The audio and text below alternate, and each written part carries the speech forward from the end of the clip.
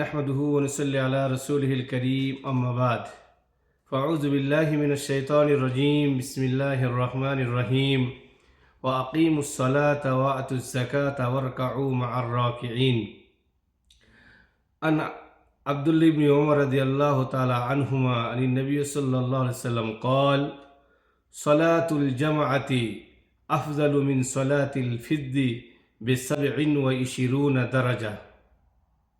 সম্মানিত শ্রোতা মণ্ডলী, আপনাদের সম্মুখে কোরআনের একটি আয়াত এবং একটি হাদিস উপস্থাপন করলাম, যেটা এই বিষয়ের দিকে আমাদেরকে গুরুত্ব আরোপ করে যে নামাজ জামাতের সঙ্গে আদায় করতে হবে।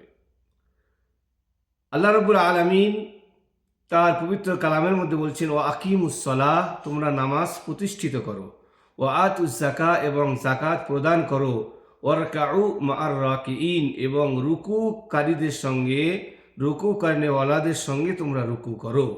অর্থাৎ এই শব্দের দ্বারা এটা বোঝা যায় যে আমরা যারা 5 ওয়াক্ত নামাজ আদায় করি, নামাজ পড়ি, তারা যদি এটা মনে করি যে ঘরে নামাজ পড়ে নেব, সামান্য কোনো অজুহাত আছে, প্রয়োজন আছে, মসজিদে গেলে হয়তো জামাত পাবো না, এরকম বিভিন্ন রকম চিন্তা ফিকের মাথায় এনে আমরা যারা বাড়িতে ঘরে নামাজ পড়ে নিই, তাদের সম্পর্কে আল্লাহ রাব্বুল আলামিন বলছেন যে তোমরা রুকু করনেওয়ালাদের সঙ্গে রুকু করো, অর্থাৎ জামাতের সঙ্গে নামাজ পড়ো। এই আয়াতের শব্দের দ্বারা জামাতের সঙ্গে নামাজ পড়াটা একজন মানুষের জন্য ওয়াজিব।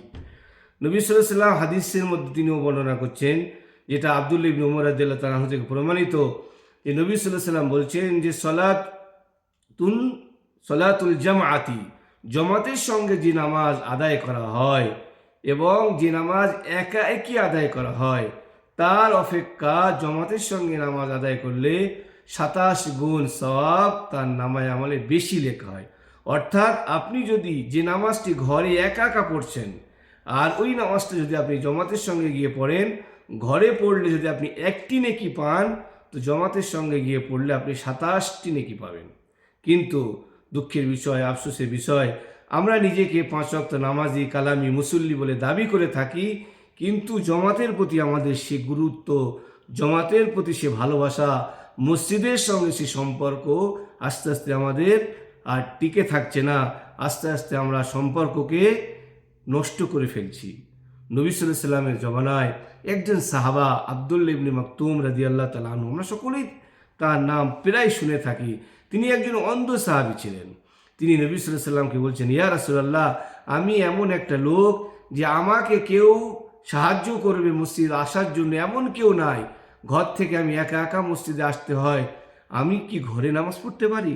তিনি ছিলেন অন্ধ, 2 চোখে দেখতে পেতেন না, তার ঘরে পুরুষ বলতে কেউ ছিল না তিনি ছাড়া।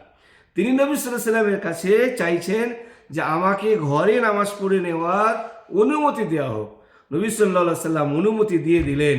তিনি চলে যাচ্ছেন, এমত অবস্থায় ফের তাকে ডাকলেন এবং জিজ্ঞাসা করলেন, হাল সামি'তান নিদা, তুমি কি আজান শুনতে পাও?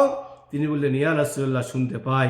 তখন নবী সাল্লাল্লাহু আলাইহি ওয়াসাল্লাম বললেন, তাহলে তোমার জন্য ঘরে নামাজ পড়ার অনুমতি দিতে পারলাম না। তাহলে দেখুন, একজন অন্ধ সাহাবা, তাকে মসজিদে নিয়ে আসার কোনো মানুষজন নাই, তিনি মসজিদে নামাজ ঘরে পড়ার জন্য অনুমতি পেলেন না। আর আমরা সামান্য অজুহাত, সামান্য বাহানা, সামান্য কিছু এতে আমরা নামাজগুলো ঘরে পড়ে নেওয়ার চেষ্টা করি এবং পড়ি এবং নিজেকে খুব বড় মুসল্লি ভাবি। আল্লাহর কাছে দোয়া করি, আল্লাহ রাব্বুল আলামিন আমাদের এই হাদিসের দিকে খেয়াল করে নিজেদেরকে, আমরা যারা সুস্থ সবল আছি, তারা মনের মধ্যে এরকম একটা নিয়ে তৈরি করি যে 5 ওয়াক্ত নামাজ যেন আমরা জামাতের সাথে আদায় করতে পারি। আল্লাহ রাব্বুল আলামিন আমাদের প্রত্যেককে 5 ওয়াক্ত নামাজ জামাতের সাথে আদায় করার তৌফিক দান করুক। ওয়া মা তৌফিকি ইল্লা বিল্লাহ।